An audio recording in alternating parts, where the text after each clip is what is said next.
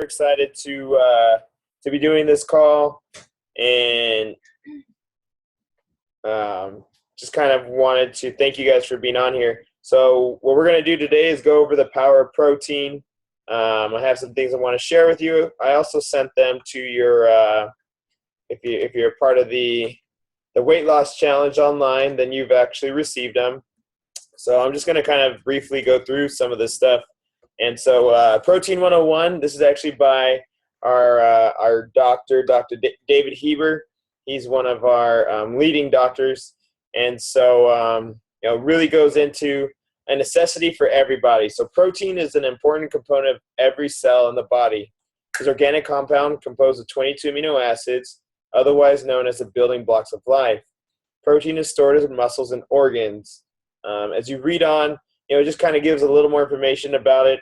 But some of the big things I like is that protein makes it possible for blood to carry oxygen. And along with fat, carbohydrates is a macronutrient, meaning that the body needs a big amount of it. And so for most people, it says 10% as a low, but I think that most 35% is actually great. And for people that are not getting a lot of protein in, this is pretty important right here. A lack of protein can cause loss of muscle mass, a decreased immunity, as well as a weakening of the heart and respiratory system. So we can see why protein is so important. And, I try to make a big deal about hitting your protein goal throughout your day to help you with that. So, one of the great benefits of protein is that it raises your resting metabolism by maintaining muscle mass. So as we grow muscle, we actually burn more calories, and it also helps to manage hunger. So as we start to get older, muscle mass naturally decreases without exercise, as well as decreasing not just as we get older, but, well, I guess it is no matter what. So it starts to get lower, which will lead to us gaining more body fat. So essentially, the more inactive we are as we continue to eat, and the less protein we get, the more we're going to notice that we're going to be building body fat due to the fact that we're not keeping the muscle to burn it. And so the great thing, it leads to a less rapid rise and fall of blood sugar and insulin, which can really kind of make people gain weight pretty fast. And so some of this next article here kind of goes into what is protein, and essentially what it is, it's amino acids. And we want to think of amino acids as like letters in the alphabet, and what we do is when they're combined, they make up different types of proteins. And so the basic building block of these proteins is amino acids, and each type of food has a different source. Okay, so this is in my way. Sorry about that. There it goes. All right, so milk and yogurt, you're going to be getting what's called casein and whey protein. These types of proteins are actually very popular with weightlifting and bodybuilding. Meat and fish protein, among others, are called collagen and myosin. Okay, so these types of proteins are very important, and it's important that we have protein in general in our diet, because what we notice is, it says collagen there. Our body is made up, our skin elasticity has a little bit to do with that. And so by having good protein and a good amount of water while we're eating and losing weight will help to bring that collagen out and bring our skin back in, so that way we're not left with a lot of like extra skin if we lose it really fast. So we want to make sure a pound to a pound and a half a week is very normal and natural for weight loss. And protein's a big reason why, a lot of people with Herbalife you don't see with very loose skin, because it's a very balanced way, and it takes time, and so it doesn't shock the body. So Okay, so this is one of my bigger things. You need for the eating the right amount and the right types of protein every day is important for a couple of reasons. For one thing, if you consistently had a shortage of protein in your diet, your body would have no choice but to start breaking down proteins within your body to provide the amino acids it needed to produce the most vital body proteins. And so where does this happen? It actually comes from our own muscles. All right, so we've already kind of linked that having muscle mass will help you burn more calories. So if you're not feeding your body the right stuff, it's going to take it away, which is going to, decrease your muscle mass, which will decrease your resting metabolic rate, which will decrease the amount of fat that your body can actually burn. All right, and so there's complete and incomplete proteins. All right, so proteins that come from animal sources are what we call complete proteins. All right, which means they're giving us the essential amino acids that our body can't produce on its own. The only variations of this is actually quinoa and soybeans. So people that are in a plant-based diet have to get their different protein from other foods. So a wide variety of proteins is always best, and I highly recommend if you know someone who's going strictly vegetarian, or you yourself are going vegetarian, that you mix up the different types of protein you're putting into your body to make sure that you're getting all the amino acids it needs. All right. So another cool little fact sheet that we sent is this one right here. A lot of it's going to go over what we've already done, but I like this little section, why it is important. Without adequate protein, the body would not be able to grow or to repair everyday wear and tear on muscle tissue.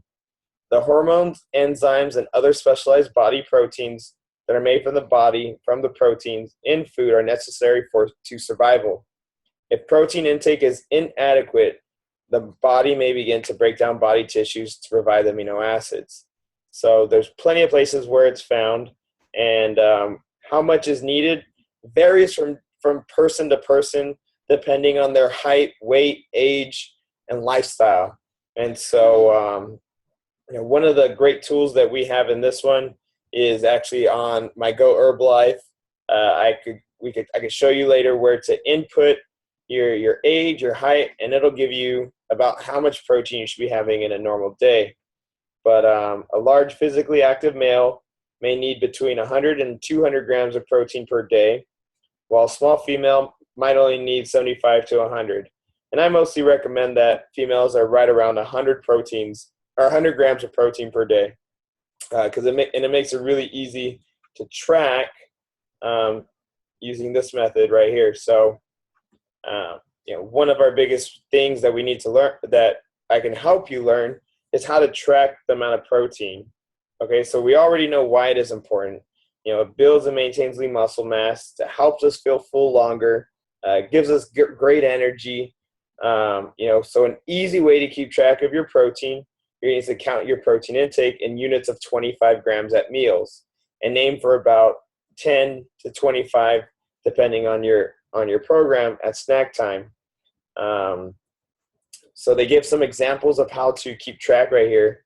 Our Formula One shake, 2 scoops of that they use the personal protein powder. I personally like to use the protein drink mix, with a little bit of milk, can get anywhere from 23 to 28 grams of protein, which will help you get to exactly where you need to be. But the meats is probably the most important. So our standard serving sizes of proteins tend to fall in the 25 gram range of protein too. 3 ounces of cooked poultry, meat, that includes chicken, steak, turkey. 3 ounces of that cooked is going to run right around 25 grams of protein. And 4 ounces of seafood, fish or shrimp, is going to add up to about 25 grams. Vegetarians can turn foods like cottage cheese, which has about 25 grams of protein in a cup. And they can also get their 25 grams by scrambling up 3 eggs or adding 8 ounces of tofu to a stir fry. So those are eggs and cottage cheese are definitely two of the favorite snacks that me and Spence like to add to our program, as well as our protein snack bars, Greek style yogurt, handful of mixed nuts. Remember that each plant-based protein is going to give us different amino acids, and edamame beans, and then cooked eggs. Even though they're not so great for smelling wise, they're great to have alongside you for a quick, easy snack. The other thing I sent out was this, so I hope you guys kind of looked at it. We're planning on making it this week, and I'll post a little thing about it to show you guys. So it's a healthy recipe. All this information, once again, is inside of the email I sent you. So if you have trouble finding it, just let me know so I could try and help you at that. All right, so I'm going to stop this share right here and just kind of get back to helping you guys answer a little more questions with us. So did any of that information seem important to you guys or ring a bell that maybe you hadn't known before? Yeah, everything was great on that information that you given me. Especially with Formula One and taking that in the morning really does help. So are there any other ways that you guys try to get in some extra protein into your day that you think someone else might benefit from? What are some of the snacks or foods that you eat regularly to help keep your protein intake up? Yogurt Yogurt with drink mix in it. Yogurt with bev mix. Probably It's so good. Who else? Does hummus count? Hummus. Yes, hummus does count because hummus comes from the soybean, like garbanzo bean, chickpeas. Anyone else? Deli meat turkey. Deli meat. Definitely. So, normal. Low sodium. Yes. Now, that's always going to be a tough one to try and find. And, you're going to see that most of your proteins are going to have sodium in them. So looking, that's why our plant-based ones will have a little bit lower. Some of the popular proteins that me and Spencer like are chicken. We just buy chicken breasts instead of the bone-in. The flavor is not always there, but it just makes it easy for protein counting purposes. We like eggs. We like ground turkey, and we normally get the 85%, right? Oh, we get the 99%. So very lean, low fat turkey for us is some of our favorites that we use.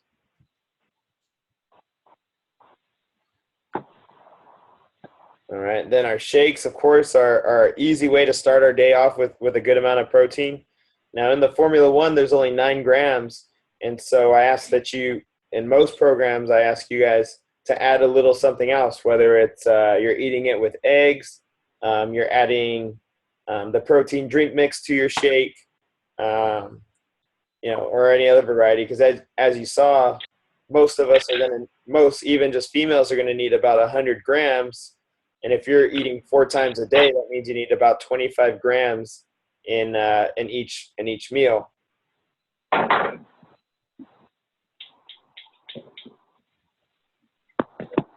right. So does anyone have any questions about protein or why it's important? I'm sure kind of hit all those facts, right?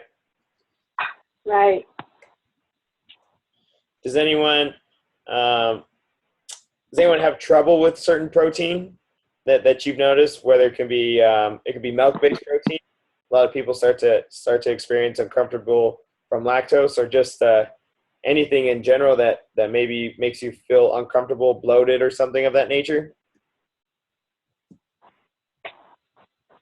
No. Good. Well, awesome.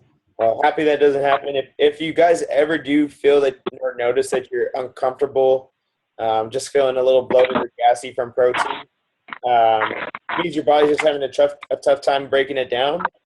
So you can either lessen the amount of protein, or what me and Spence do to help out is we've added aminogen into our nutrition program, which helps break down protein to the amino acids. Okay, so the body's job is to break down the protein into these amino acids and then distribute them throughout the body. Okay.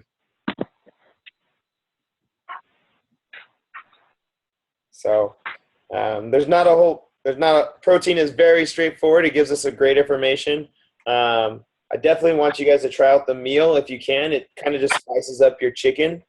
But if you guys have questions about anything right now, whether it's protein, meal plan, I'm open to listening to your questions and helping you answer them for you.